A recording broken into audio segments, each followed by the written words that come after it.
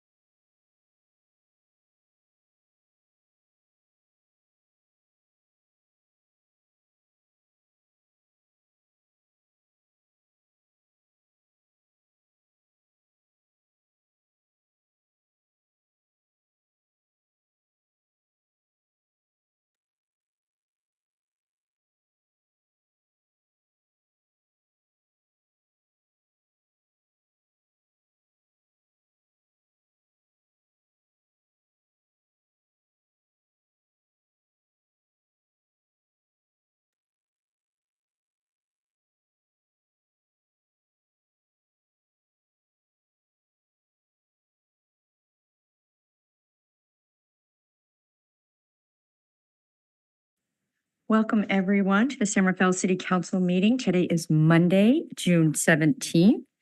I'll request the city clerk to call the roll. Councilmember Bushy. Present. Vice Mayor Hill. Present. Councilmember Kurtz is absent. Councilmember Yeden is absent. Mayor Kate. Present. There are three of us here this evening. We met in closed session prior, and I'll turn to Nira Doherty to report out. Thank you, Madam Mayor. There's no reportable action. Thank you. So welcome, everybody, whether you're here in the chambers or watching online. As always, we have deep appreciation for our staff. And this past week, we had our Employee Appreciation Barbecue. And we all know that the reason our city functions so beautifully is because of all of our incredible employees. What we did at the Appreciation Barbecue is we highlighted people who had been at the city 5 years or longer, 10 years or longer. Anyway, there were different tranches and timeframes.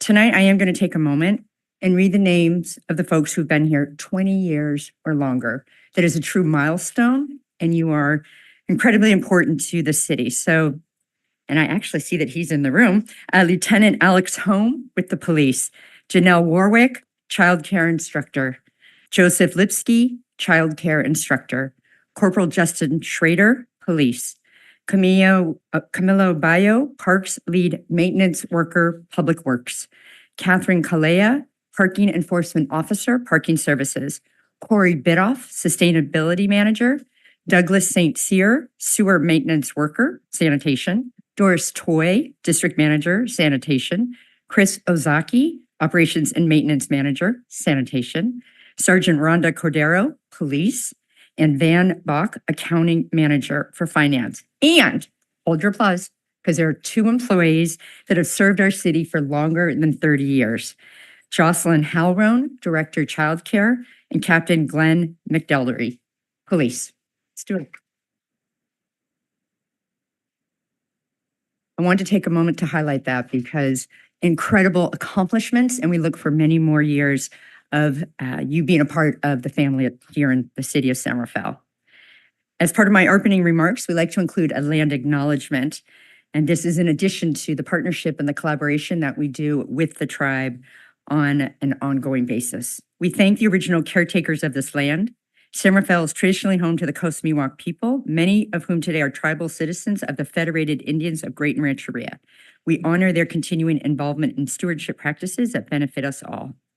Thank you. We're glad you're here. We have great agenda as always, and I will turn to the city clerk who can describe how people can participate. Madam City Clerk. Thank you, Mayor Kate. Tonight's meeting is being recorded and streamed live to YouTube. For members of the public wishing to provide public comment, displayed on the podium and the projector is a timer to help you stay within your 2-minute time frame. You're invited, though not required, to introduce yourself and say what part of San Rafael you live in, or if you're from outside of San Rafael. We do offer closed captioning for this evening's meeting on Zoom. You can select the live transcript button on Zoom to enable that feature. And if you experience any technical difficulties, you can email me directly at city.clerk@cityofsanrafael.org. Thank you. Thank you so much. We'll start with our city manager and council member reports. I'll turn to the city manager. Good evening, Mayor and council members and the community. I have some important updates for the council and the community about the state of homelessness in San Rafael. We are navigating some incredibly complex legal areas that have massively constrained the city's ability to enforce even our own local ordinances. So if you would bear with me, I'm going to provide just a brief background. If anybody's listening that doesn't know what we've been dealing with over the last year, just to kind of set the stage of where we are and what's to come. The city's been in litigation over a camping ordinance that the city council passed last summer in August of 2023. This ordinance aimed to create a regulatory framework to help mitigate for the health and safety issues that are created by homeless encampments. An enormous amount of staff time and energy has been spent, and along with our service providers, over the last 9 months, responding to the court's rulings and orders and establishing a new camping ordinance that we can utilize as an enforcement tool when necessary, which was passed just this past March. That new camping ordinance does set maximum campsite sizes to 200 square feet for individuals and 400 square feet for more than one individual, and establishes buffer zones from schools. For example, you can't camp within 250 feet of a school, within 10 feet of a private property line, and 10 feet from utility infrastructure. So that new ordinance is something we can implement. However, we are still in active litigation over the prior camping ordinance. This litigation that was filed against the city by the California Homeless Union follows the 2018 Supreme Court decision called Martin versus Boise, in which the Ninth Circuit Court of Appeals ruled that cities cannot criminalize a person for sleeping on public property, and that the city cannot ban camping on public properties unless there are adequate shelter space available for that individual to stay, which unfortunately we do not have enough adequate shelter here in Marin County. Recently, the Supreme Court heard arguments about a month ago regarding the related Ninth Circuit ruling in Johnson versus Grants Pass. During these arguments, the city of San Rafael's ongoing litigation and involvement with the district court over our own camping ordinance was referenced 3 times regarding the city's inability to enforce our own local regulations. We're extremely frustrated by how much this litigation and subsequent orders from the court seem to defy all logic. It's very, very difficult for us as staff to convey to the council as well as to the community why we cannot enforce our own regulations. Very recently in this last week, the city issued fire code violation notices to several illegal structures which are located along Francisco Boulevard West and directly in front of Marin Roofing Company. The fire inspectors issued these notices in direct response to a recent fire located at the encampment area, which spread to the nearby fence of Marin Roofing. It damaged electrical equipment associated with a propane tank on their property. This fire could have been a catastrophic disaster if it were not for the swift responsiveness of the San Rafael Fire Department. This encampment continues to be a troublesome fire risk for those living there as well as for the local businesses and the community. Last week, our fire department inspected and found that the structures and camping equipment is creating a hazardous condition, an imminent fire risk for all individuals in the area, and that the encampment cannot be made safe and needs to be removed. The city had planned to conduct outreach to those individuals residing in those structures last Friday to offer them assistance with the dismantling of those structures and to provide new tents, bedding, and storage of their personal items so they could move to a safer area for camping. However, the city was blocked by the federal court last Friday, who ruled that while the individuals living in the structures are to relocate to tents along the Mahone Creek path, tomorrow their structures must remain in place pending the outcome of their appeals on encroachment right-of-way violations, which are scheduled to be considered at an administrative hearing on June 25th. Just this afternoon, the judge denied a request for a temporary restraining order in the city's favor, seeking to stop any immediate enforcement of our fire code. Additionally, the judge denied the city's request to fence off the structure to be vacated and is requiring the city to return to the judge to request that installation should problems arise at the site. The city desperately needs to be able to utilize our own local ordinances to keep the community safe, including both the fire code, the encroachment codes, and our camping on public property regulations. Unregulated camping can and has led to dangerous conditions, including these types of fires and other public health and safety concerns, which we need the ability to mitigate. However, what we collectively struggle to reconcile is that our efforts to resolve public health and safety issues relating have been consistently met with a threat of or actual obstruction by the plaintiffs in the Boyd case through the court. For references, just today, the Homeless Union filed a request for temporary restraining order to block the city from proceeding with the judge's order to relocate individuals from their structures to tents along the nearby Mahone Creek path. Luckily, the temporary restraining order was not granted. This obstruction does not come at the hands of the individuals experiencing homelessness, but rather a select few individuals who are advocates for those residing in these encampments. In light of the opposition, the city remains steadfast in our commitment to center the voices of the unhoused with empathy and compassion and bring them into problem solving and co-creation of our solving homelessness together. We do have an encampment resolution, a state encampment resolution funds grant, which includes 2 phases. First, to include the development of a sanctioned camping area located along the northern part of Mahone Creek Path. The structured program will include dedicated property management, 24/7 security, access to mobile showers, and regular waste management services. The program is somewhat akin to our former SSA, which seeks to focus resources and support to assist individuals in their pathway to housing. We're in the process of vetting contractors to provide these services and are planning for this to open later this summer. The city has an ongoing commitment to working with individuals experiencing homelessness, while we're also committed to addressing the concerns of the local business community who needs to be assured that their property, ability to operate, and livelihood is not upended as collateral damage to larger societal challenges that we face. So at this time, there are some things that we can do, and these are the things that we can do. The city is implementing its new ordinance over the next week. Our team will be working to address our encampments in a variety of ways. Tomorrow, staff and contractors will be helping individuals residing in the structures along West Francisco to move into tents along the path. On Thursday, our contractors will be dismantling those structures located on Anderson Drive between Rice and Irwin. These structures were the first to be noticed violations of our encroachment regulations and heard by a hearing officer a few weeks ago. Next Monday, staff will begin to enforce our new camping ordinance for those individuals camping at the Menzies lot here across the street from the library.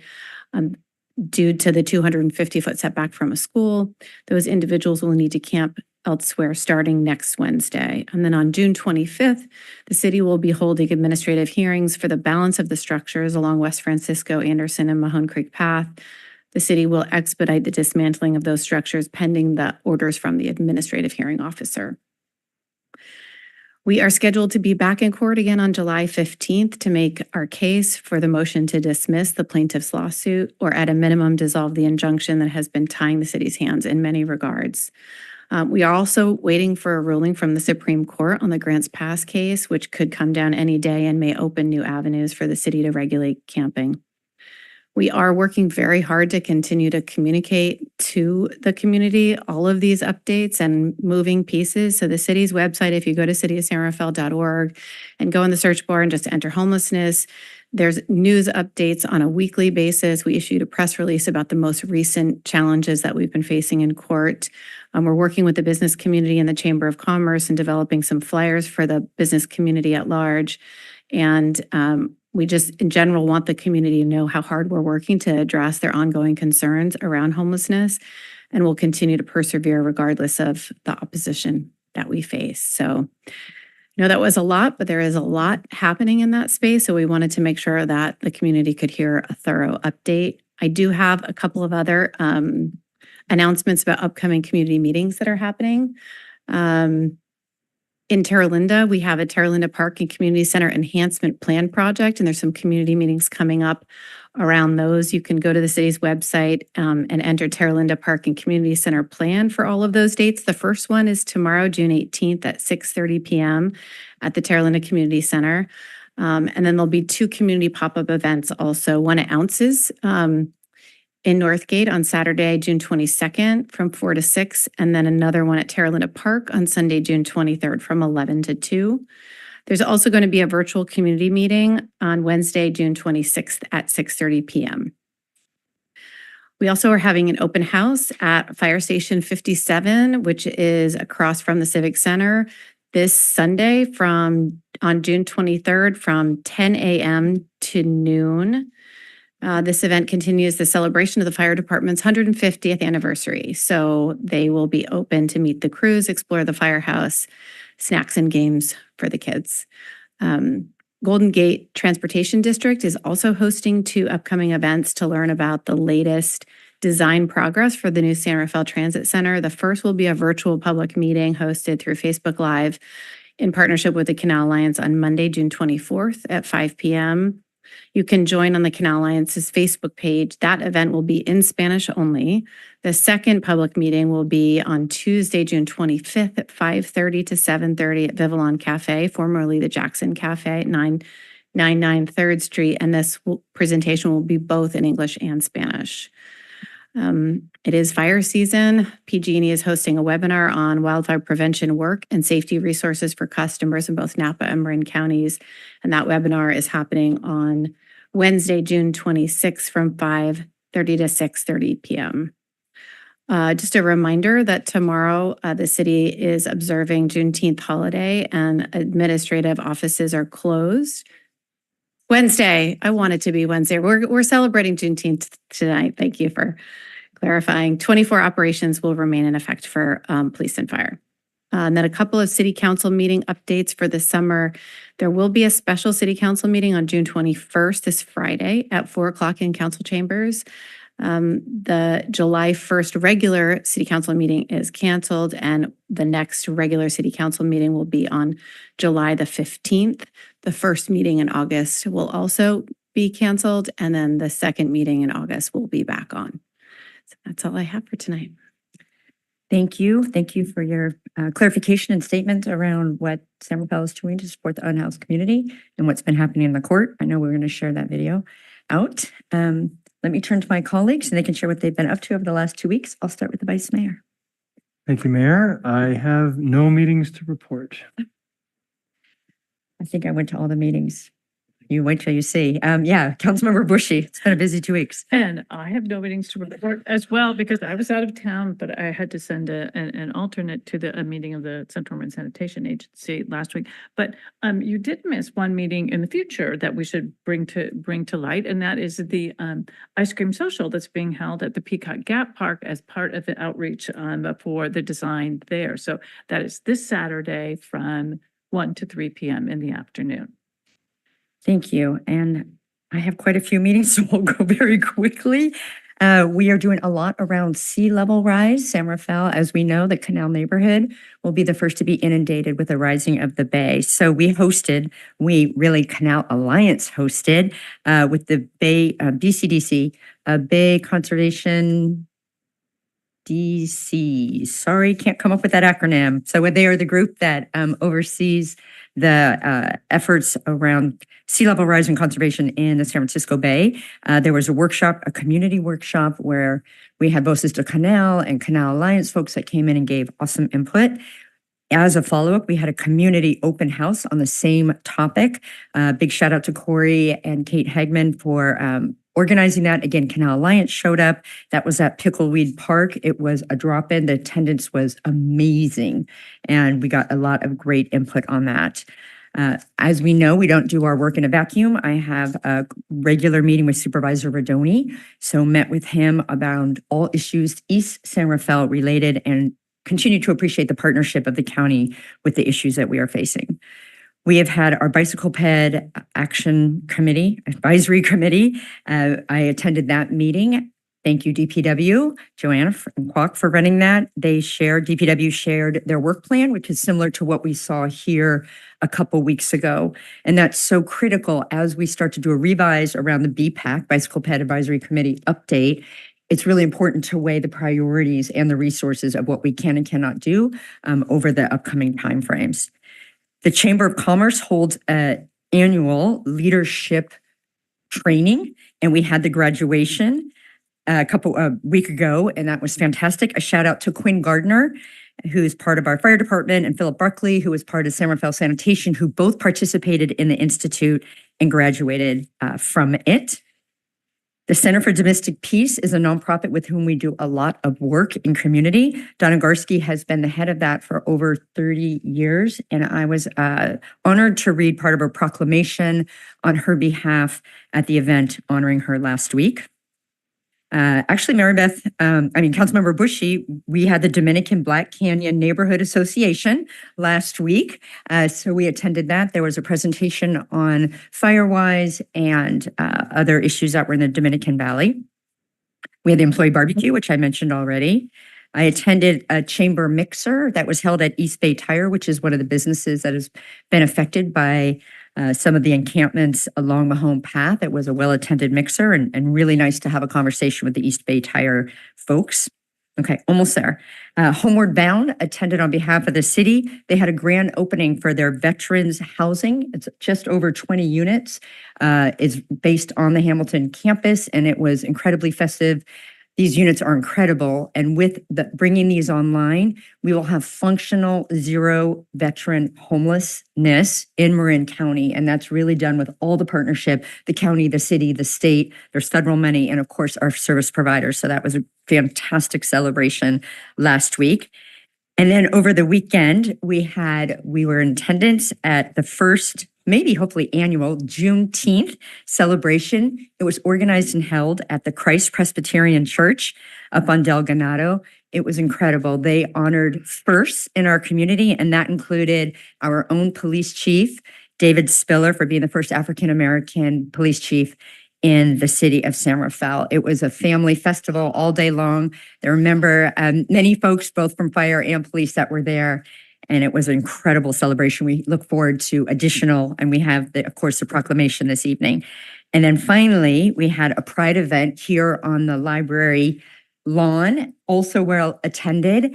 And it was in partnership with Marin County. So that will be something that we continue to do and to work with the county going forward. But those were all great, well-attended events. And I have to give a shout out to our diversity, equity, inclusion, belonging folks that are at the city of San Rafael that help support both of those events because they really reflect the inclusion that is a value for our community. And they were just fun. They were fun events. So I made up for you guys.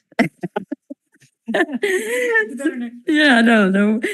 So with that, I welcome public comment on either the city manager or council member reports. If there's any public comment, now is the moment. Come on down. Hi, welcome.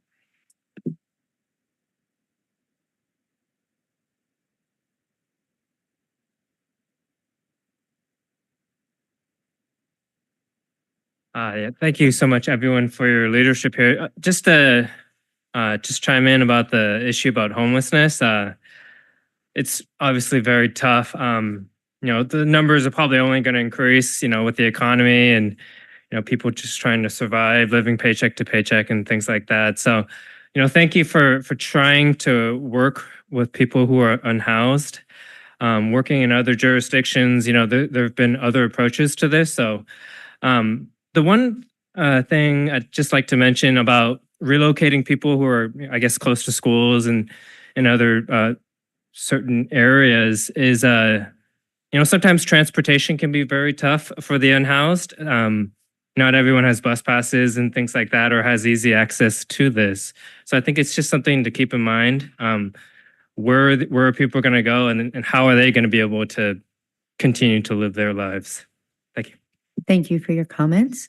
Anybody else have public comment on the reports? Not seeing anyone, I will close the public comment and turn to the consent agenda. Are there any items that my colleagues would like to hold from the consent calendar? Not seeing any items to be held. Are there any comments on the public on the consent agenda? That is 4A through 4N. Not seeing any public comments. I request a motion on this item, please. I move items 4A through N. Thank you. Is there a second? Second. Roll call, please. Councilmember Bushy. Aye. Vice Mayor Hill. Aye. Mayor Kate. Aye, that motion carries 3-0. Thank you.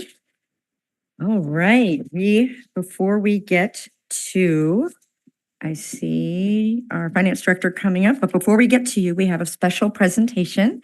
And we have a proclamation and recognition of Juneteenth.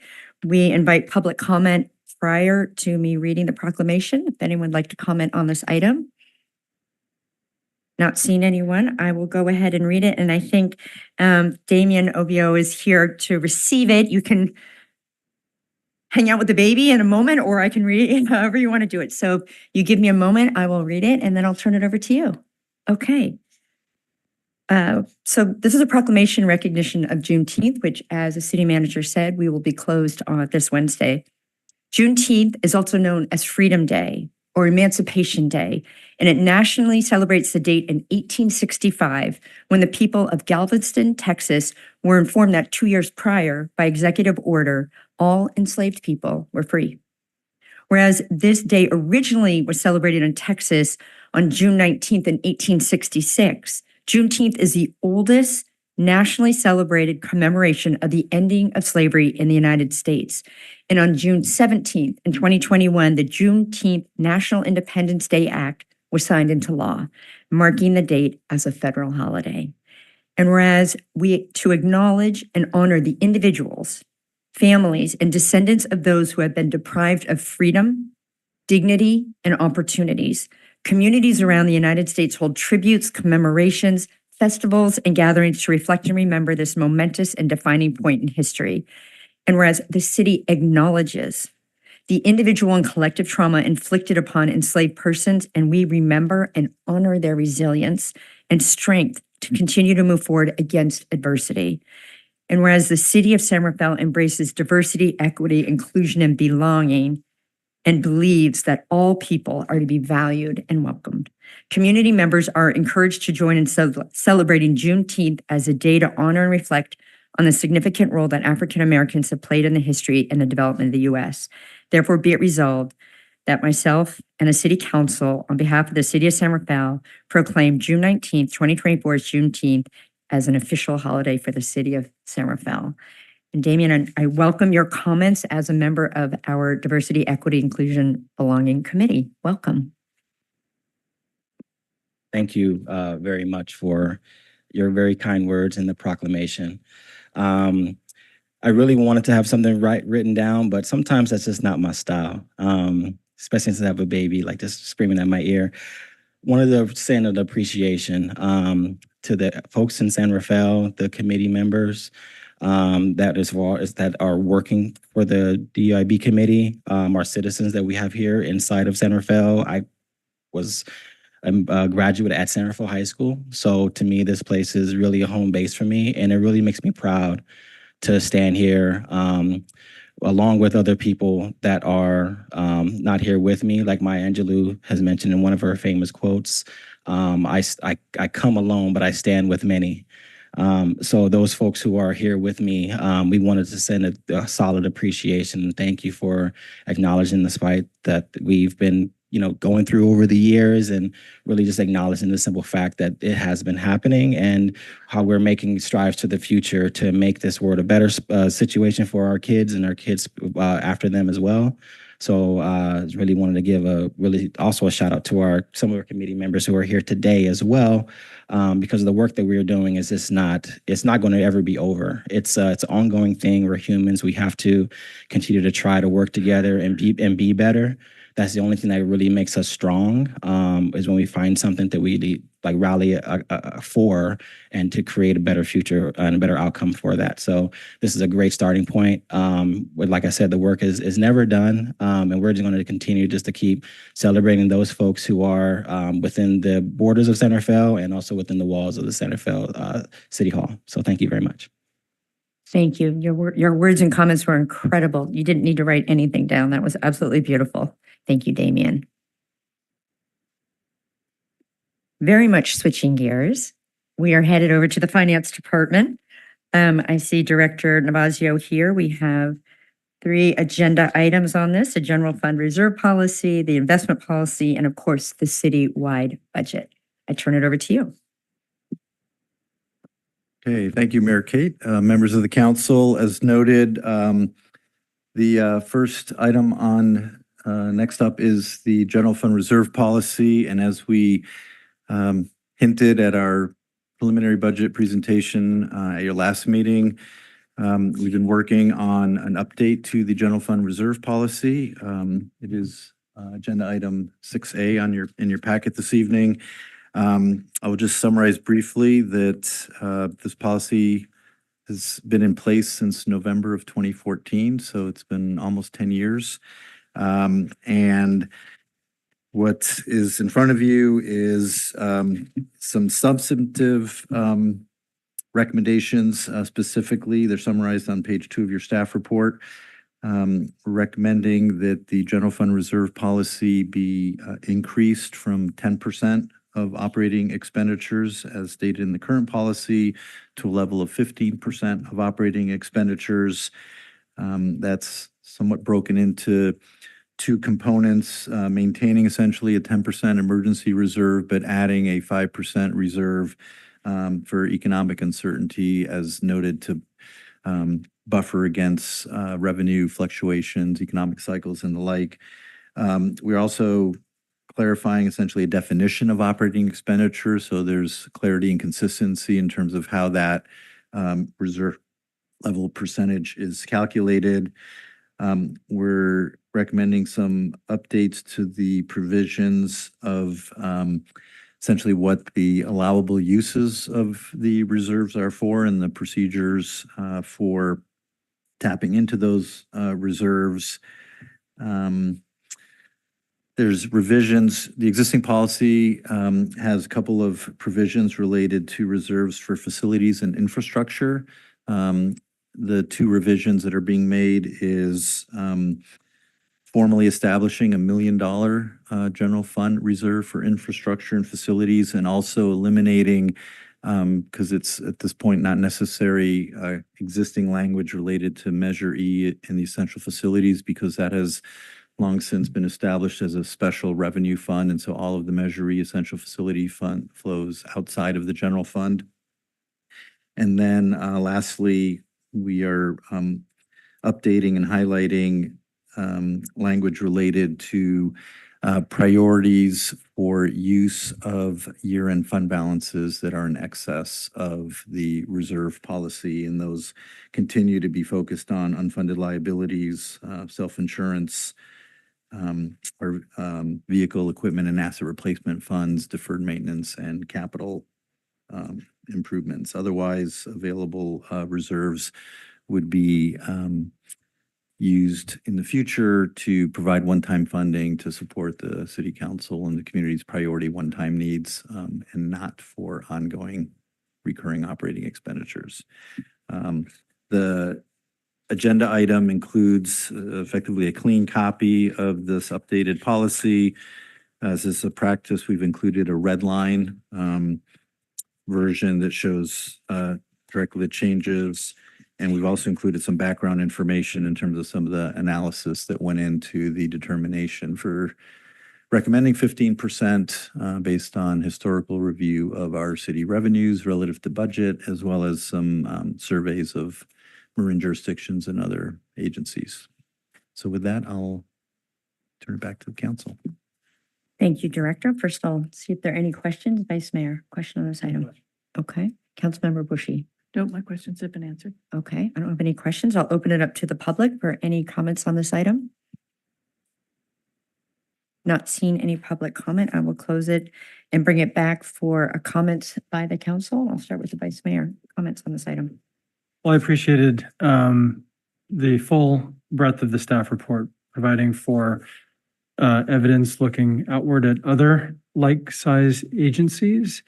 It seems extremely prudent, especially against the backdrop of the fact that our budget as well as revenue are continuing to increase. I think appropriately, we're not running away with anything, but I think that it does request that we look at things more prudently. So I appreciate the recommendation made by the finance director, and I look forward to approving the recommendation with adopting this resolution. Thank you. Thank you. Councilmember Bushy. My comments focus on the questions and the policy that the director is very kind to engage in a discussion of with me, and that is about the seriousness of this. Our reserve is, as amply illustrated in the staff report, essential because of the unpredictability of our revenues. In order to be able to provide the essential public safety services that our residents and businesses depend on us for, we need this reserve to make sure that we have the funds to provide those services. It is an honor, really, to be in a position where we can move our reserve line up more and have more security at our disposal if needed in extreme situations that some of us have been through. That we certainly don't ever want to have to do that again, but it will make all the difference in the world to have this cushion to get us through any difficult times that may be in our future. So I completely support the proposal, and I'm delighted we're in a position to fund it. Thank you for both of those comments. It is overdue, so we are glad that you're bringing this forward. And as Councilmember Bushy said, this is a serious and it's a foundational policy for all the work that we do.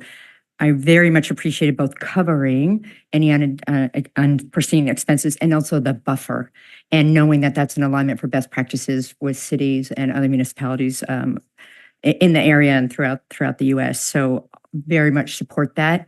And as we know, it's just like any other budgeting, being thoughtful and being proactive really helps lessen any impacts that might occur if something were to occur that we needed to address right away. I also very much want to highlight the policy priorities as well, to have clarity around it. Again, this is a foundational document. So thank you, Director, and your team for bringing this to us. I know it will serve us well for the next several decades, as the last one has served us, and delighted to have it here this evening. And with that, I would require a motion on this item, please. I move that we adopt the resolution updating the city's general fund reserve policy. Second. Thank you. Moved and seconded. Roll call, please. Councilmember Bushy. Aye. Vice Mayor Hill. Aye. Mayor Kate. Aye, that motion carries 3-0. And we'll roll right into the next one, the city investment policy. Great, we can do that. Just a postmortem on the reserve policy. It does call for an annual review during the budget, so it won't be another 10 years before we're at least Thank looking you. at Thank you. the reserve policy and its adequacy to meet the city's needs.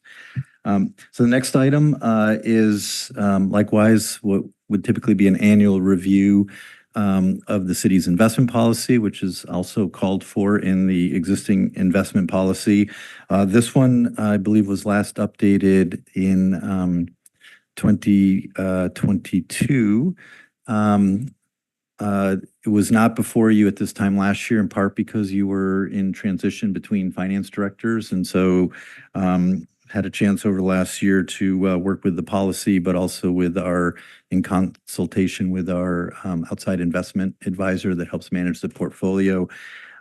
So there are a number of changes that are proposed in this. And again, you have a clean copy as well as a red line.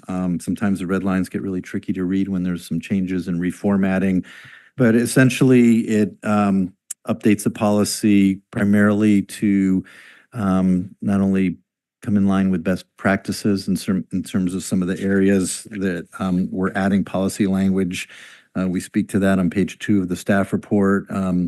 There's a new section on prohibited investments and investment vehicles, section on investment pools and mutual funds, a section that deals with maximum maturity under allowable investments, and then a section that addresses how basically current and past practice deal with risk management and diversification. So we're just building that into the policy. It also has been updated, and again, thanks to our Chandler Asset Management for assisting with this. There's always changes in state law and statutes that govern what local governments can and can't invest in. So as those get updated, sometimes investment policies lag in incorporating those updates. So we've incorporated those into this policy.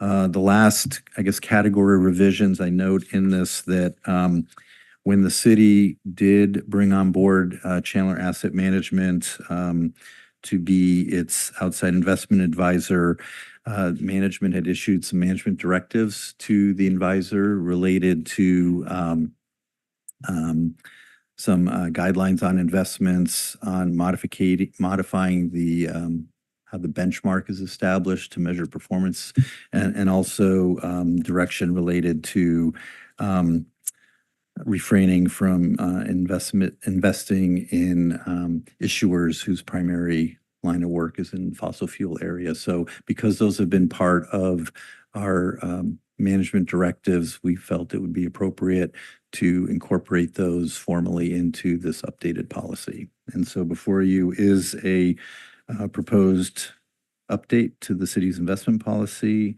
and a resolution to enact it. And I'll pass it back to the mayor.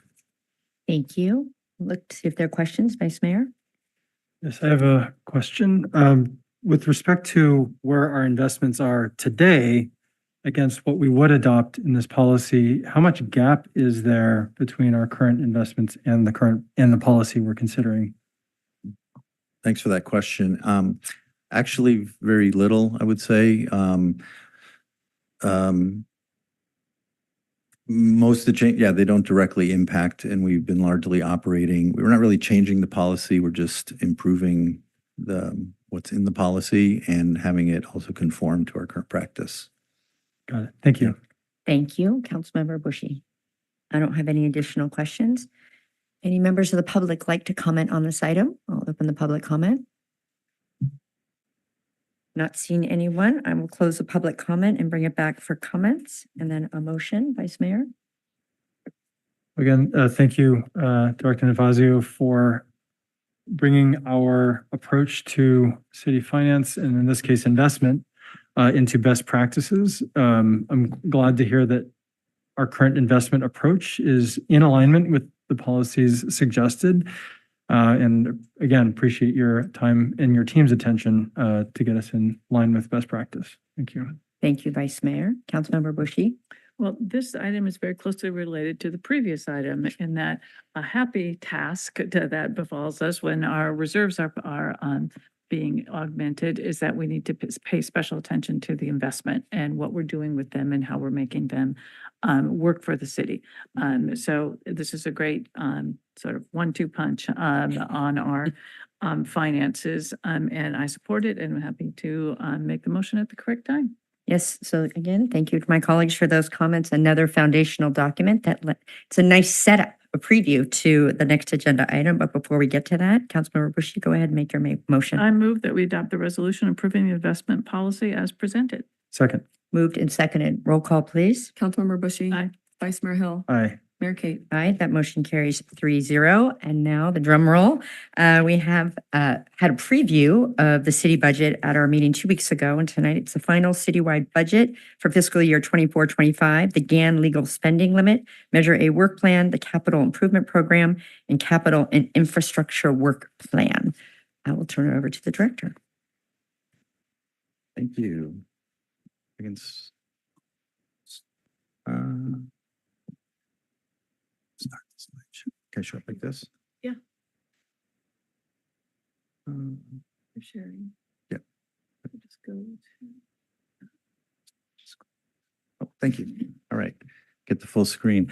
Thank you again, Mayor Kate, members of the council. So as noted, this item has been prepared essentially to guide the council through adoption of the fiscal year 2024-25 budget and related actions that are part of that. As noted, staff was before the council in late May with discussion about the goals and objectives and the capital infrastructure work plan. We previewed the budget for 24-25 at your meeting back on June 3rd, and I think we spent a fair amount of time going through it in some detail, so we are not going to go over the entire budget. So I just wanted to give a brief summary and touch on the actions that are before you this evening, and then hand it back over to the council. What is contemplated here in this agenda item is number one, adoption of a resolution that approves the citywide budget and the capital improvement program budget for the 24-25 fiscal year. That resolution would authorize the all funds budget of just over $211 million, which includes a capital improvement budget of $33.2 million. It also embodies the authorization for the staffing level for this coming fiscal year at 416.35 full-time equivalent, which is the same staffing level that we have currently. And there's also language in the resolution that authorizes staff to essentially carry forward into next fiscal year current year appropriations to the extent that they are encumbered through contracts and purchases that just may not be completed or expended. So that's the budget resolution. A second action that is required of the council is to adopt a resolution that establishes the so-called Gann appropriation limit, which is a constitutional provision that essentially caps the annual growth from year to year and cumulatively of spending in local government. And so we have a resolution that establishes the limit for this fiscal year and demonstrates that the budget as presented is well within the statutory Gann limit. There's also a resolution to approve the Measure A work plan for fiscal year 24-25, which I believe is a requirement of our ability to expend the Measure A dollars that we have, and that's also incorporated in the budget. But the separate resolution covers that $937,500. And then the last action related to this item is requesting your approval of the updated multi-year capital improvement program covering 24-25 through 26-27 and the related capital and transportation infrastructure work plan that has been presented previously and is included in the agenda item as attachment 4. So just to quickly summarize, as noted, this is the final proposed budget summary until hopefully adopted. Basically seeking appropriations of $211.12 million, net of transfers and internal service charges. The net appropriation for the budget is $179.844 million, and this slide compares both the revenues and sources with the expenditures by those categories. I've highlighted here internal services and capital project funds, these two items, only to note that we have made what I believe is a relatively minor corrections or revisions. So I just wanted to highlight briefly for the council and public the essentially 3 items that have been updated since we were in front of you on June 3rd. In the internal services and capital replacement, in the vehicle replacement fund, the budget that's in front of you this evening includes appropriations of $330,000 towards the replacement of vehicles that are scheduled to be replaced. Back on June 3rd, we had penciled in $221. Admittedly, that was just an input error on our end, and as going through the final budget, we noticed that needed to be updated. The second one has to do with the fire equipment replacement fund, where we've added an additional $100,000 for some what was unplanned repairs needed related to a fireboat that needs to get put back into service. And so we want to make sure that that's covered in this budget. And then the other relatively small revision is an addition of $100,000 out of the Measure E essential facilities, and it's included in the capital. And this is to replace/upgrade the radio antenna on the new public safety building that I understand is still the antenna that was there previously, but in order to upgrade it and be compatible with the 800 megahertz public safety radio system, we've added that. So those are the extent of revisions that we've made since we presented you the proposed budget. This again just summarize our general fund, what we highlighted and spent some time talking about, and speaks to the item you approved a short while ago. The general fund does contemplate spending down about $8.5 million of fund balance. As proposed, this budget would yield, according to the budget estimates, a 15% reserve of $15.28 million. We would end next fiscal year with $7.5 million of fund balance in excess of that reserve requirement. And we had walked through with the council our recommendations to essentially assign those funds, again, for capital projects, future grant match, and the aforementioned capital reserve. We incorporated about $7.5 million of general fund transfers, use of available existing fund balance. Next slide, just reiterating the allocation of those transfers to liability, capital, streets and roads, vehicle replacement, and our public safety equipment fund, as well as our stormwater fund. Again, we presented this at the meeting on June 3rd. The capital budget is largely unchanged from what we presented. One was the addition of the Measure E funding for the public safety. The other changes really had to do with sometimes we reclassified some things between capital budget and operating budget that were sort of in the CIP plan but don't meet the criteria of a quote unquote capital. They're more part of the operating baseline, but other than that, it's we've largely unchanged. We're summarizing again the 416.34 authorized staffing level. Last year's budget, when adopted, authorized 426, but there were changes made during the current fiscal year that brought that number down to 416, and we're maintaining that into the 24-25 fiscal year. Again, we showed the trends from pre-recessions, the peak of city staffing levels in excess of 440. So still trying to do more with fewer staff than we had 10, 15 years ago. And then relative to the Gann limit, this is also included in the staff report, but it just shows that over the last decade plus, the city has been well within the constitutional Gann spending limit and continues to do so. So this is again a requirement of the state that we adopt this resolution, but we're well within the constitutional requirements. Next steps following presumably adoption of the budget. On your consent calendar this evening, you've already adopted resolutions, actions establishing the library and paramedic tax for next year. You also had some items on consent calendar that set the public hearings for some of the assessment districts, so those will be coming.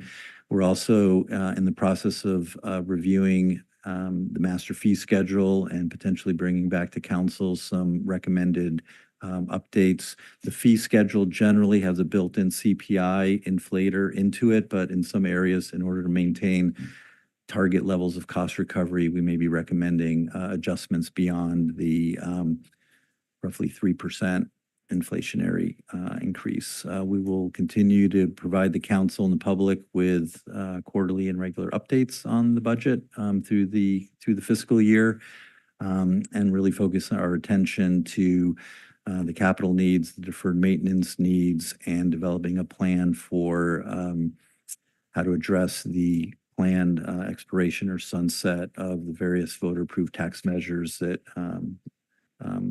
we're incredibly dependent on to maintain services for the public. So again, in wrapping up, what's before you this evening is the 4 actions as listed on the slide and in your agenda. I would be remiss if, I think you, Mayor, thank you last time for taking the lead on it, but I'd be remiss if I didn't also mention our thanks appreciation to the finance staff, but actually the citywide budget team that has worked really hard on this, leadership from Christine in the city manager's office on untold number of issues that we've needed to resolve, and as well as the council for your thoughtful consideration and feedback on the work that we've been doing to get to this point. So with that, I'll turn it back to Mayor Kate, and our public works team is available if we have questions on the capital and the infrastructure plan. Thank you, Director. I'll turn to my colleagues for questions. Vice Mayor, questions? I have no questions because this mirrors the discussion last time with the very few exceptions that you highlighted. So I have no questions. Thank you. Thank you. Councilmember Bushy. And neither do I. I just have one clarifying question, which I don't recall seeing before, even though I think this is the 3rd time we have seen it. The master fee schedule update as a next step, how does that fit in terms of the timing of the budget adoption? So is that something, if the fees were to be updated, it would manifest in 25, 26, or just Can you tell me about how that intersection works? Yeah, so the master fee schedule primarily would impact some of the revenue estimates. So it Right. doesn't impact any of the spending and the Right. spending authority, which is the core of it, but it would there's some revenue estimates that already will assume coming to you with some fee adjustments, but it really impacts the revenue side of the budget. And using the end result would be hopefully generating a little bit more revenue and using less fund balances across our various funds to support the spending plan. Okay. Because those are usually set on recovery for staff time, right? There's a strong link there when we're looking at the master fee. Yeah, Yeah. and they also, the way they're structured, some has, when you council, I think last approved the master fee schedule update in December of 22, there's some that are on kind of a calendar year update, some that are on a fiscal year update, and we don't want that to just get stale over time, and then we have to come back and do a cleanup with larger increases. So we want to, the goal is to just maintain the fee schedule as intended. Okay. Thank you for that. Yes, yeah, Vice Mayor, go ahead. Is this one of the largest budgets that the city has contemplated passing? I don't have looked at all the history, but I assume it is. I don't know if you've ever been over the $210 million level, but it is a substantive budget, particularly with all the capital infrastructure. My anecdotal point of reference was when I started here almost 9 years ago, the general fund budget was about $80 million. So just that, what's the total general fund now? General fund budget is 112. Yeah. So I think $100. that Yeah. is about the growth rate, and then even more so with the grants, which I think are exceptional. We've talked about that a number of times, but the augmentation to the general fund and the capital projects, what we're able to do with that additional $17 million that's come over through the last year, and hopefully more to come. So Thank you. Thank you. Not seeing any additional questions at this point. I will open it up to public comment. Any members of the public like to comment on this item? Now is your chance. Not seeing anyone. I'm going to close the public comment for additional comments by my colleagues. Vice Mayor. Thank you, Mayor. Thank you, Director Navazio. My comments might mimic what I said last time, but my sense is that this budget is the result of, I hope it's a reflection of our values. I believe it's a reflection of our values. It contemplates being bold while also being risk managed. If that makes sense. I am in awe of the things that we set out to do. The turn of phrase business as usual it's not usual. The types of services that our employees deliver to our community day in, day out, all throughout the night, 365 days a year, 366 days a year in a leap year.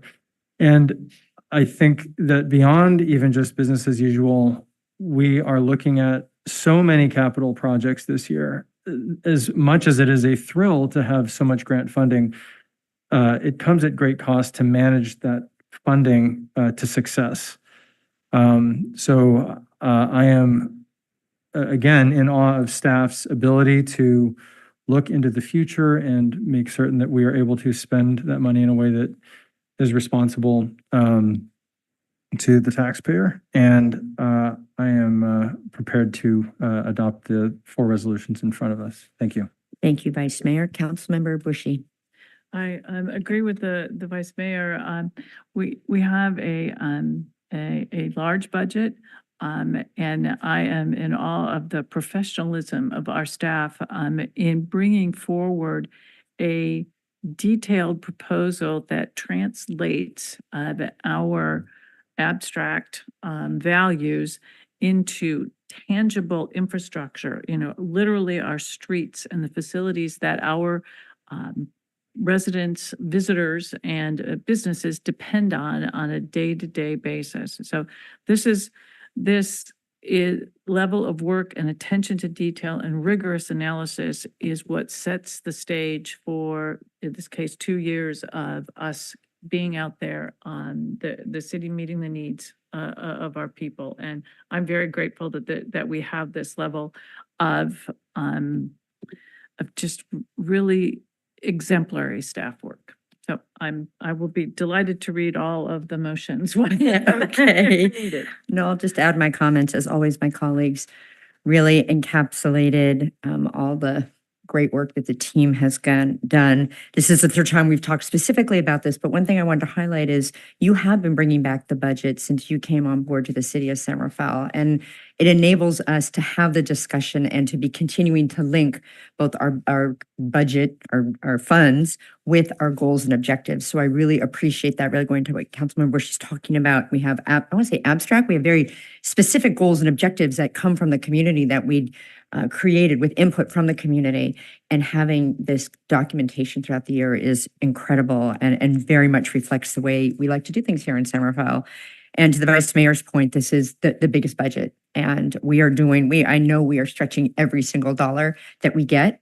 And the folks that are here, your personnel slide is always very, resonates with all of us. We know that we're continually wanting to retain and continue to attract the very, very best that we have here. I did want to just recognize Measure A. That is an incredible program. That is a Marin County-wide program. We receive a nice nearly $1 million from that. And again, very appreciative that the taxpayers passed that. Those funds cannot be replicated, and we use them to further the goals, the Marin County goals around having to do our open space. The CIP, the Capital Improvement Plan, shout out to Director Miller and her team. We had a very, very extensive conversation about that. That work plan, we are leveling up how we are managing the cities and public's business here. With that work plan, we'll be able, it's up on, I think the draft is up. I can see April back there. I think that draft is up on the website so folks can see exactly how resources are being allocated. So when a new project comes in, how the trade-offs can be considered across that document, because we all know that the wish list and the things that our city needs always far outweigh our resources that we have. So I'll just close by saying also in awe and just plus oneing what both my colleagues have said. And I'm very proud to be having this on our agenda this evening. And I hope the IJ writes a fantastic article as follow-up. So with that, I know Councilmember Bushy, you have volunteered to read ordinances. Here we go. Resolutions. All right. Go ahead. I move that we adopt the resolution approving the citywide budget and capital improvement program for the fiscal year 2024-25, providing for the appropriations and expenditures of all funds set forth in the budget in the amount of $211,121,633, with net appropriations of $179,844,098. Second. It's been moved and seconded. Roll call, please. Councilmember Bushy. Aye. Vice Mayor Hill. Aye. Mayor Kate. Aye, that passes 3-0. Next motion. I move that we adopt the resolution approving the fiscal year 2024 Gann appropriations limit. Second. Moved and seconded. Roll call, please. Councilmember Bushy. Aye. Vice Mayor Hill. Aye. Mayor Kate. Aye, that passes 3-0. Next motion. I move that we adopt the resolution approving the Measure A work plan for fiscal year 2024-25. Second. Roll call, please. Councilmember Bushy. Aye. Vice Mayor Hill. Aye. Mayor Kate. Aye, that motion carries 3-0. And more. I move that we adopt and approve the capital improvement plan for fiscal year 2024-25 through fiscal year 2026-27 and related capital and transportation infrastructure work plan for fiscal year 2023 to 2025. Second. Roll call, please. Councilmember Bushy. Aye. Vice Mayor Hill. Aye. Mayor Kate. Aye, that motion carries 3-0. Again, thank you, Director Navazio and your entire team, as well as the citywide budget team. I feel like we should just Thank you very applaud for a much. second. It's a big deal. Thank you.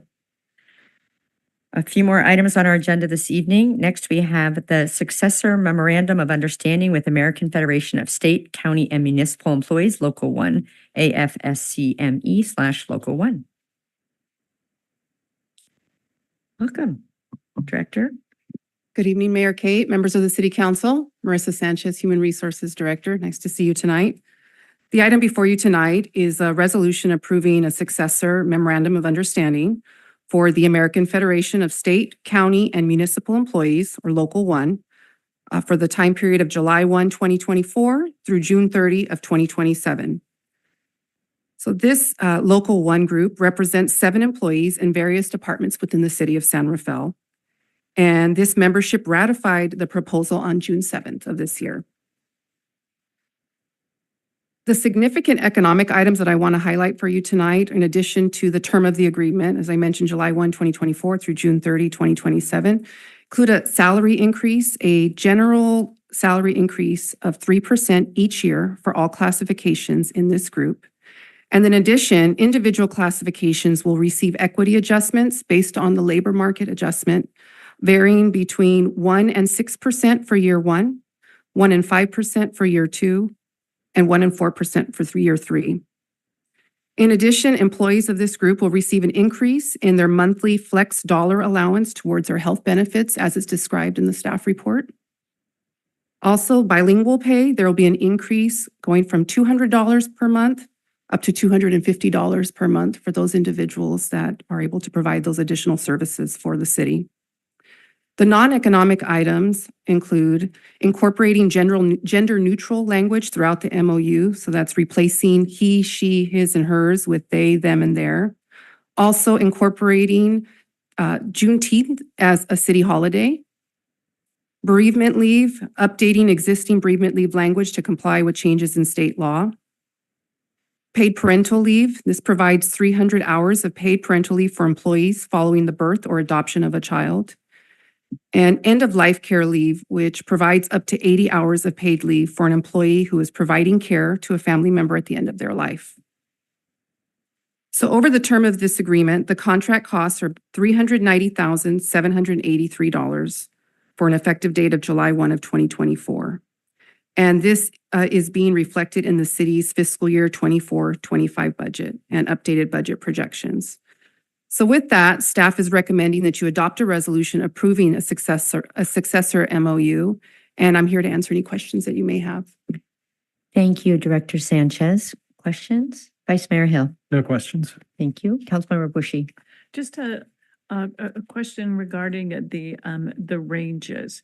I wonder if you could, just so that everyone understands what the labor market adjustment is and why some positions are receiving a 1% increase in addition to the 3%, while others are receiving up to a 6% adjustment. Sure. As part of this process prior to bargaining with these groups, and this is citywide, something that we've done, we went out and looked at where we fare with the market. So we have a list of comparable agencies that were agreed upon to study, and the determination was made where we fall, how far behind or above market we are with each of those classifications. So rather than just issuing a general increase, just a straight general increase where everyone gets the same compensation, we based it on the external market so that way we can be more competitive when we're trying to recruit and attract employees to come join us here at the city. And you followed that process for all the other? Yes, we So did. that's the official San Rafael process? Yes. Very good. Thank you. You're welcome. Thank you. I have no questions. I'll open up public comment on this item. Any members of the public like to comment on this item? Not seeing anyone, I will close the public comment and bring it back to the council members for the comments and then a motion. Vice Mayor Hill, any comments? No comments. Councilmember Bushy? I'm glad that we are in a position to fund this. And I'll be happy to make the motion when the time is right. Thank you. And I just wanted to underscore about the economic proposal, and Councilmember Bushy asked great questions about further detailing that. But I also appreciate the non-economic proposals that are on there, especially the ones around family. I think that's really important. I think that's another aspect of our city having policies that reflect our values. So thank you for bringing those forward. Councilmember Bushy, go ahead and read the resolution, please. I move that we adopt the resolution approving a successor memorandum of understanding pertaining to compensation and working conditions for the American Federation of State, County, and Municipal Employees, Local 1, AFSCME, Local 1, beginning July 1st, 2024, and ending June 30th, 2027. Second. Moved and seconded. Roll call, please. Councilmember Bushy. Aye. Vice Mayor Hill. Aye. Mayor Kate. Aye, that motion carries 3-0. The next item is very similar. Successor Memorandum of Understanding with Western Council of Engineers. Director Sanchez, I'll turn it to you. Thank you. The next, as you mentioned, is a resolution approving a successor MOU with the Western Council of Engineers for the period of July 1st, 2024 through July 1st, 2024 through June 30, 2027. The membership ratified this proposal on June 4th, 2024. And this group represents a total of 11 employees within the city that are housed in our Public Works Department and the San Rafael Sanitation District. The economic items presented to you today include a 3% general increase for each year, year 1, year 2, year 3, and an additional equity adjustment, as I described in my previous item, of a range of 2.5% to 3.5% for year 1, years 2, and year 3. In addition, employees will receive an increase in their monthly flex dollar allowance towards their health benefits as described in the staff report. They will also receive an annual professional development reimbursement from $500, that's where the current contract is, to $1,000. Bilingual pay will be increasing from $100 a month to up to $250 a month.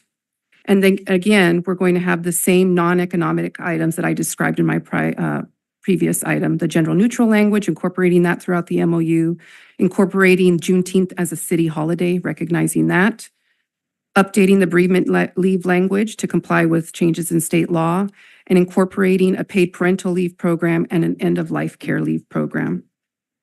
Over the term of this agreement, the contract costs are $757,353, again with an effective date of July 1, 2024, and this too is being reflected in the city's fiscal year 24-25 budget. So with that, staff recommends that you adopt a resolution approving the successor MOU, and I'm here to answer any questions that you may have. Thank you, Director Sanchez. Questions? Vice Mayor? No questions, Mayor. Councilmember Bushy? I don't have any questions either. Open the public comment on this item. I'd like to comment. Not seeing anyone, I will close the public comment and bring it back for comments and then a motion. Vice Mayor, go ahead. No comments, Mayor Kate. Thank you. Councilmember Bushy? Same comments previously made. Yeah, I guess I can say ditto. But again, I do want to just recognize all of the many discussions that were done in good faith with the bargaining groups and really appreciate the teams at both sides of the table to bring this towards to us well before the end of the fiscal year. So it's good timing. Thank you. And I will ask Councilmember Bushy to read the resolution, please. I move that we adopt the resolution understanding pertaining to compensation and working conditions for the Western Council of Engineers beginning July 1st, 2024 and ending July 30th, 2027. June 30th. Oh, June, yes. I know what you meant, but I just wanted to make sure. I know the city clerk, Yeah. I could feel her looking at us. I second the updated amendment, or motion. Thank you. Thank you. Roll call, please. Councilmember Bushy. Aye. Vice Mayor Hill. Aye. Mayor Kate. Aye, that motion carries 3-0. Thank you, Director Sanchez. The next item is we're starting our public hearings. It's the amendment to Title 18 of the San Rafael Municipal Code, Protection of Flood Hazard Areas. And I see Assistant DPW Director, Department of Public Works Director, Joanna Kwok here. Welcome. Thank you. Just working on pulling up the presentation.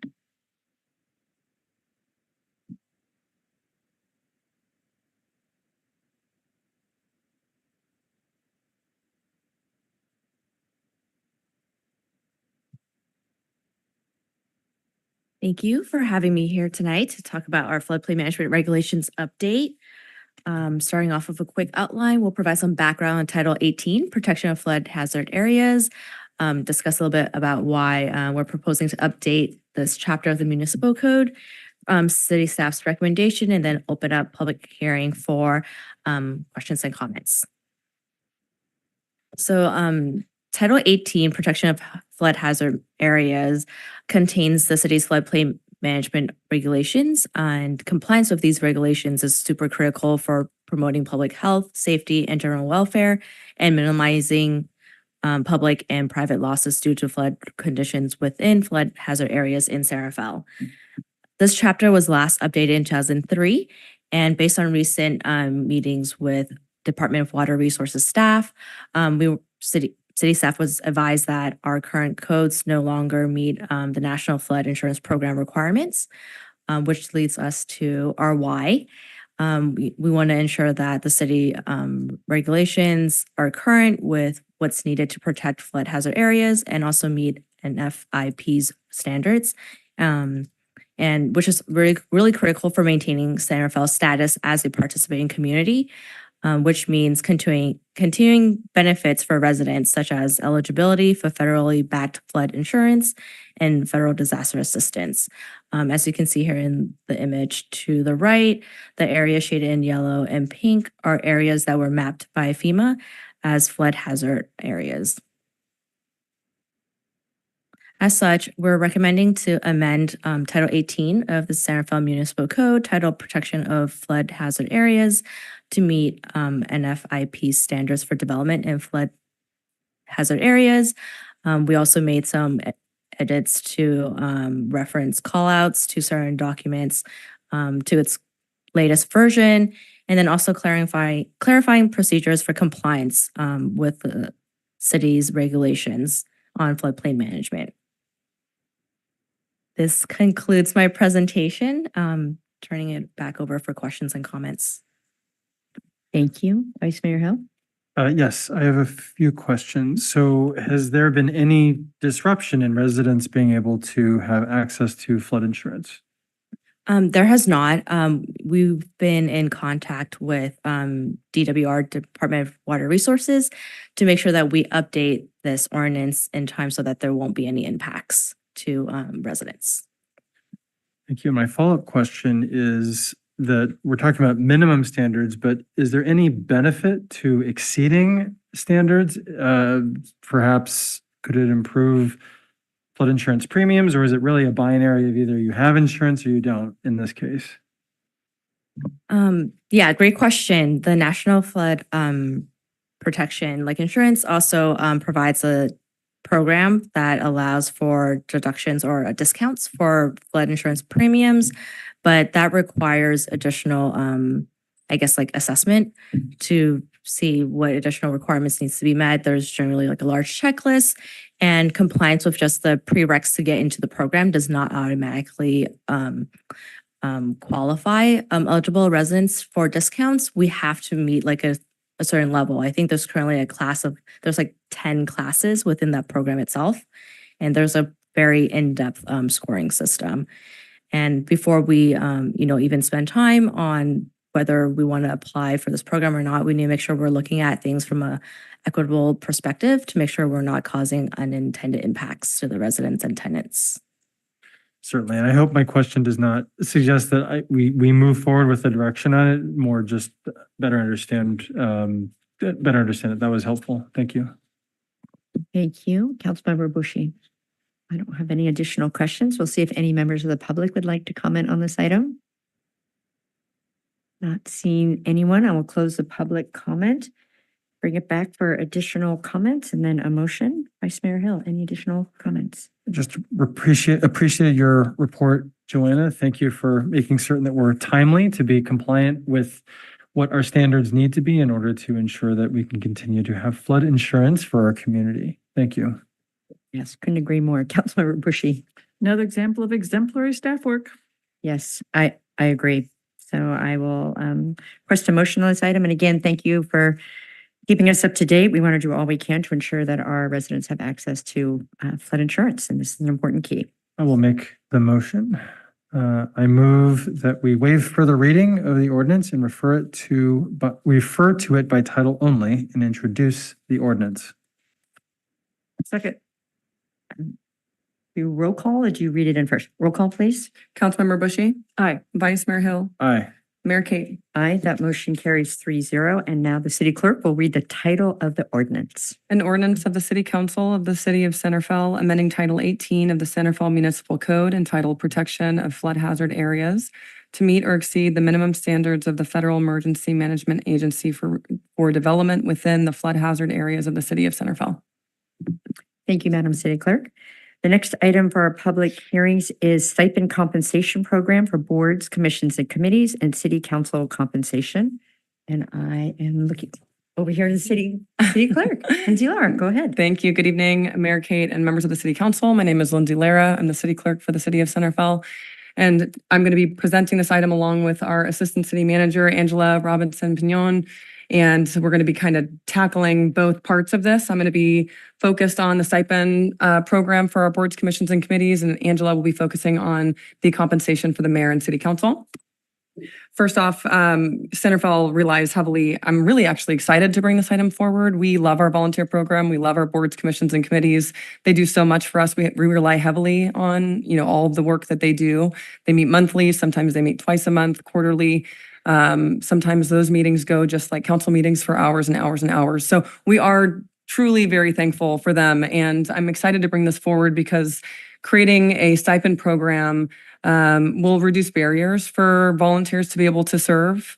It can offset childcare costs, transportation, reducing and removing any barriers for folks who do want to be of service to their community but haven't been able to because of some challenges that they face personally. And also it's going to help hopefully to enhance diversity on our boards and commissions, which has been a goal for the City of Centerville for many, many, many years, and promote recruitment and retention, which we've also been working on for many, many, many years. There's no one-size-fits-all approach to stipends. Cities and counties do it differently throughout the state. But in Centerville, the way that we will be recommending moving forward is a stipend program that would be $50 per month, not to exceed $600 per year.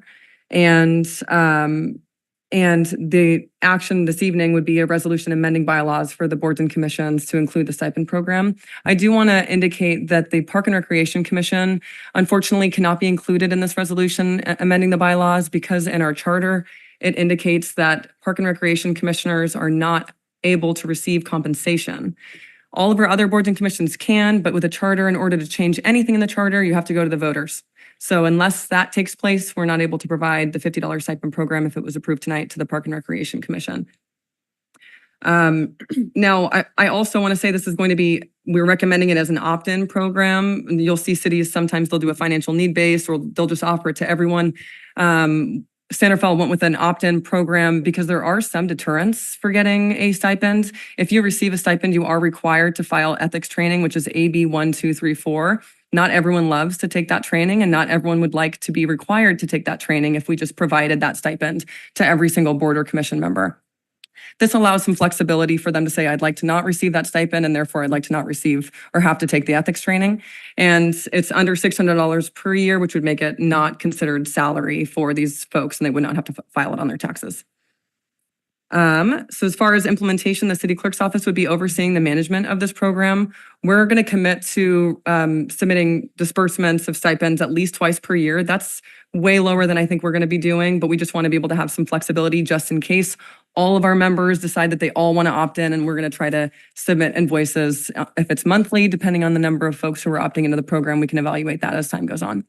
At this time, I'd like to go ahead and pass this off to Angela, who's going to talk about city council and mayor compensation.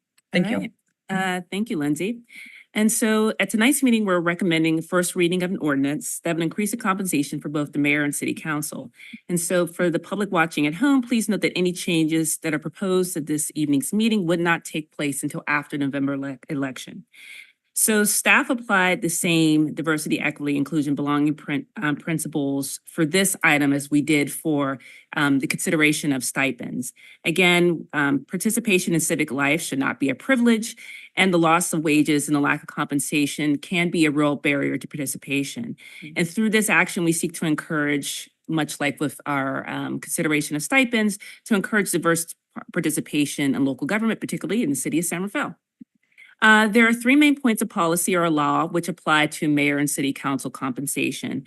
Of course, the city charter, ordinance 1589, and Senate Bill 329. So Article 4, Section 9 of the city charter states, and you'll excuse my language, you'll know why in a moment, compensation of the mayor and city councilmen shall be as permitted by general law and set forth by ordinance. The city of San Rafael differs from other cities and towns in Marin because the city is a charter city, and the mayor and city council members are officially employees of the city of San Rafael, which is why they're eligible for health and pension benefits. And as a note, we'll be going to be working on rewriting the San Rafael City Charter to amend and remove all gendered language. Certainly we don't just have exclusively men on our city council, and so we want to make sure that our language is inclusive and reflects the makeup of our council. So with that, we also need to consider Ordinance 1589, which is the current ordinance regarding compensation for the mayor and city council. And so if you were to look up that ordinance, you would see the last time compensation was updated was in 1990. So a lot of things have changed since 1990. I no longer have my Sony Walkman. And so we want to bring council and mayor compensation up into at least the 2020s. We're going to go there. The current compensation for mayor and city council have not been increased at that time since that time, and currently are $702 a month and $468 per month, respectively. And the last matter in law policy that we're taking into consideration is Senate Bill 329, which was passed in June 29th, 2023, which allows the city council to set by ordinance salaries up to a maximum amount based on the population of the city. So based on the population size of San Rafael, council members could receive a salary up to $1,600 per month. And so again, San Rafael is unique as a charter city. However, in the charter, there's some deference to state law. And so this is where that threshold becomes really important. The other piece of analysis that we did in determining what would be an appropriate amount is we looked at comparable jurisdictions as determined by our various memorandums of understanding. And so those comparable jurisdictions are negotiated, and we applied that same logic and methodology as we did with our representative groups to looking at the compensation for our mayor and our city council. And so, and looking at that information, and it's, described in the report, the mean compensation for council members is $1,516 a month, and it is $2,357 per month for mayors. And so also through this ordinance, we're looking to update the benefits for our mayor and city council members to be consistent with those of our represented bargaining groups. This is been quite the norm for city for quite some time to set those benefits consistent with our represented groups. However, it's also worth noting that the mayor and our city council members can waive receipt of health benefits and also can waive participation in the retirement system, which in this case is the Marin County Employee Retirement Association. And so with that concludes my presentation. Again, this is the first reading of the ordinance. There will be a second reading, presumably July 15th or somewhere thereabouts, and the ordinance itself would not take effect until later this year after the election. And so with that, I will conclude my presentation, and I'm glad to answer any questions. Thank you both. I will entertain questions. Vice Mayor Hill. Yes, thank you for the presentation. I noted in the staff report about rewriting the city charter. Can you confirm that that would still that would go out to the voters to basically ratify? Yes, that's exactly correct. If we do rewrite the charter, in order for it to be ratified or approved, it would need to go to the voters in the electorate of San Rafael.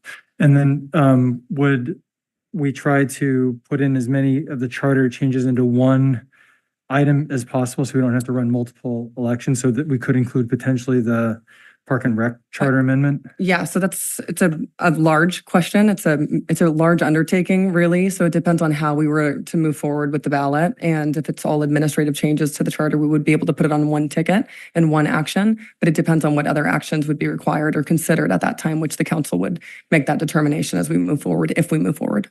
Okay, No further questions. Thank you. Councilmember Bushy. Just one quick question. Are we going to do this more than once a millennium? Is there any contemplation of a schedule for reviewing these?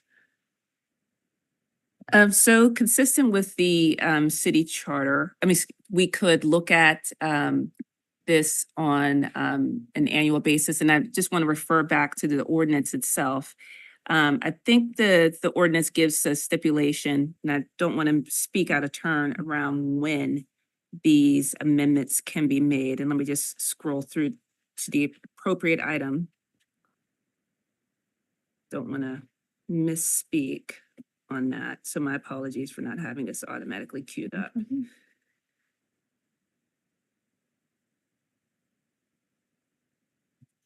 We've got city attorney support over here that can also help out. Right. I'm just looking at the ordinance. It says this so thereafter, it's clause number 4 under division 2. Thereafter, the salary shall be adjusted by ordinance of the city council in amounts not to exceed that allowed by general state law. So it is conceivable that the council could, on an annual basis or consistent with changes in state law, could make adjustments to the compensation. But it would be entirely up to us to set that schedule. Correct. And there's no requirement to do it once a millennium. Great.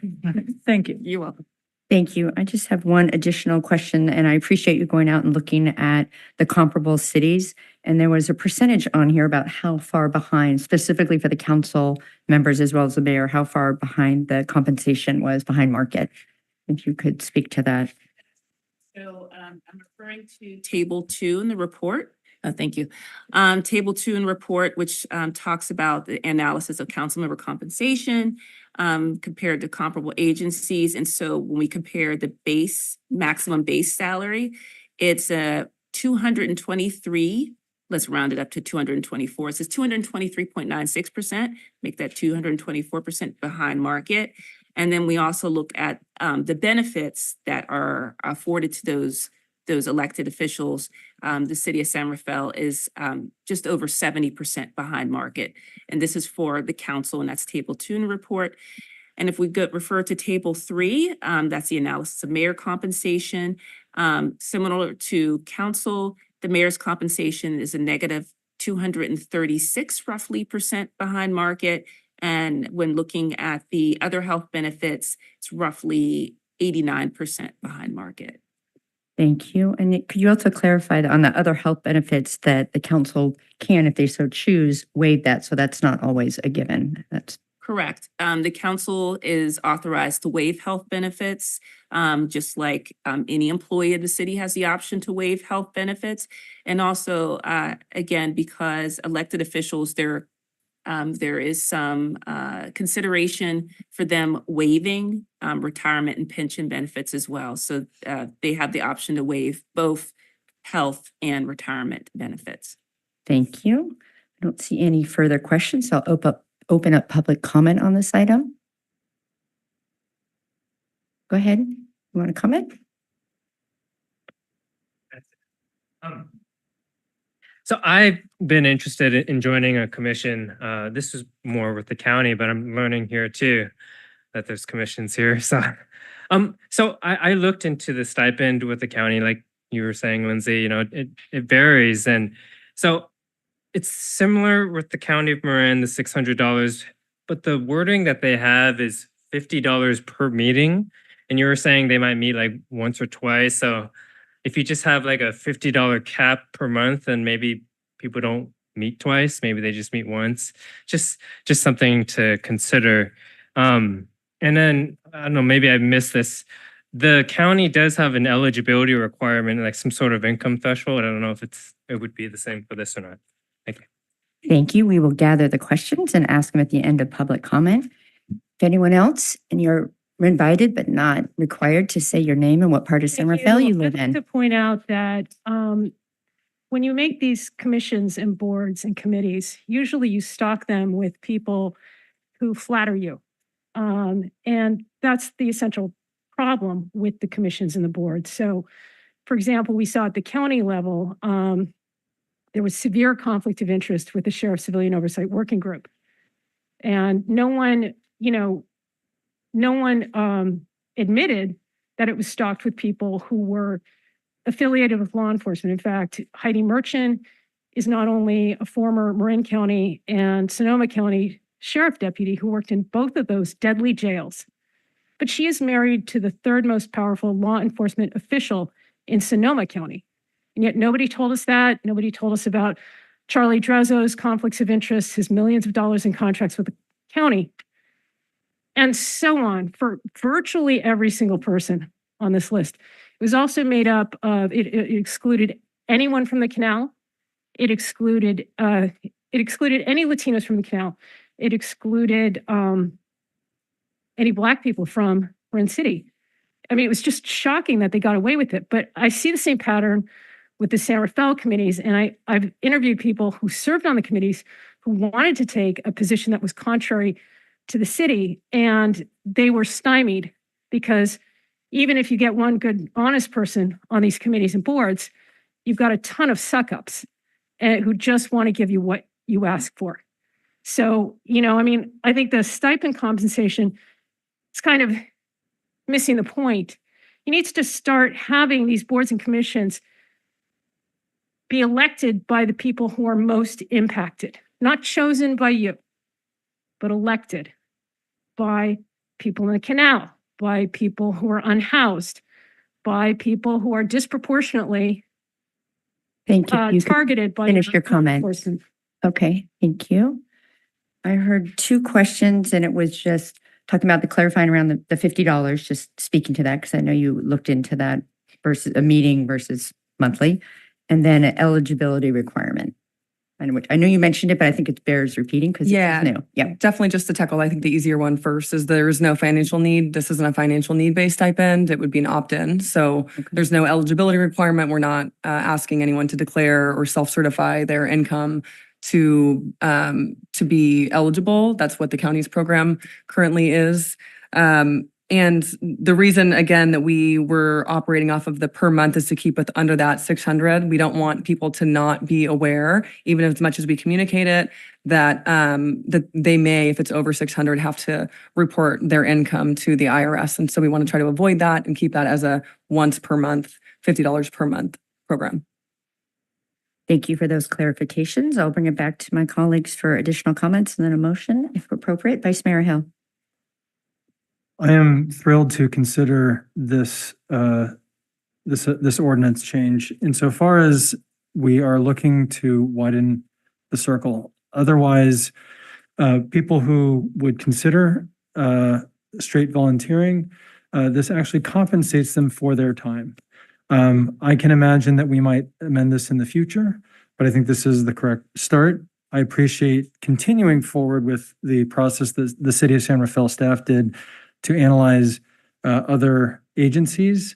I think this was done consistently here as well. And even to the city clerk's point, every city looks a little bit differently, but I think that this captures our values. So I appreciate the time and effort that went into this, and I will look forward to adopting the resolutions.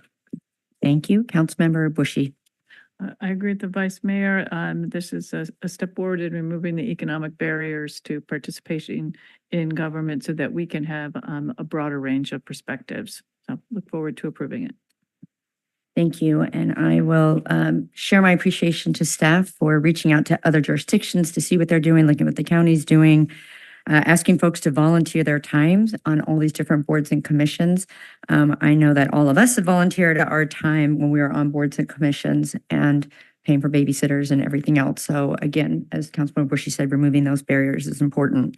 In terms of the council compensation, Senate Bill 329 is indicating that this is a statewide issue and that it was a barrier to participation as well as to equity. And so these numbers are in alignment with that. In fact, I met with the Corte Madera mayor recently and they raised their compensation for their council as well to those limits in accordance with 329. So I think that is something we'll see, if not only here in Marin, but really in all of California. And the last time I was just out of college. You probably were still in college the last time the rates were raised in 1990. So you probably weren't even in college. You were in high school. Okay. But the point being that we have not kept up with the times and we got way behind. And we don't want to kick the can forward to another council to solve this. So very appreciative to staff for all the work. And I'm delighted that this is before the council this evening. And I would welcome a resolution, Vice Mayor, or a motion, excuse me. Move that we adopt the resolution amending bylaws for boards, commissions, and committees to include stipends. Is there a second? Second. Roll call, please. Councilmember Bushy. Aye. Vice Mayor Hill. Aye. Mayor Kate. Aye, that motion carries 3-0. Next item, please. Move that we waive further reading of the ordinance and refer to it by title only and introduce the ordinance. Is there a second? Moved and seconded. Roll call, please. Councilmember Bushy. Aye. Vice Mayor Hill. Aye. Mayor Kate. Aye, that motion carries. If the city clerk could read the title of the ordinance. An ordinance of the City Council of the City of Santa Fe to adjust the compensation for the mayor and city council. Thank you very much. We have 2 items. We have the San Rafael Successor Agency, but before we get to that, we have open time for public expression. This is any comments from the public on topics not on tonight's agenda. Anyone like to speak this evening? Welcome. And as always, you are invited to say your name and what part of San Rafael you live in, but not required. Shunji Sakai Age. We spoke a little bit about sea level rise, and this is perhaps way down. You say about kicking the can down the road, and I just envision that there's going to be multiple generations of leadership that are going to have to deal with sea level rise. So just something to it's great the conversation's going on now. Personally, I think that no one here wants to get displaced from their home, so we're probably all going to stay here as long as we can, future generations perhaps. And so I just see that as being kind of difficult at that time when hard decisions have to be made. I think the other thing is, I just envision that all this, where we are here, this is going to be underwater, right, at some point.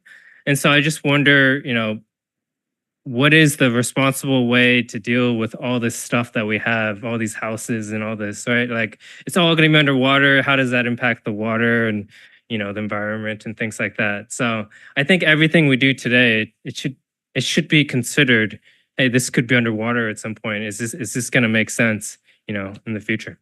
Thank you. Thank you for your comments. Anyone else like to comment? Welcome.